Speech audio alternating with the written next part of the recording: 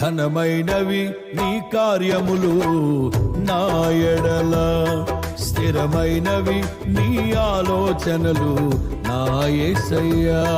ఘనమైనవి నీ కార్యములు నా ఎడల, స్థిరమైనవి నీ ఆలోచనలు నా యేసయ్యా. కృపలను పొందుచు కృతజ్ఞత కలిగి స్తుతులర్పించెదను అన్ని వేళలా.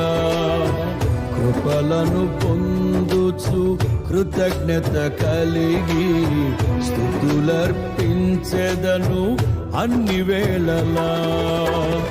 అనుదినము నీ అనుగ్రహమే, ఆయుష్కాలము నీ వరమే. అనుదినము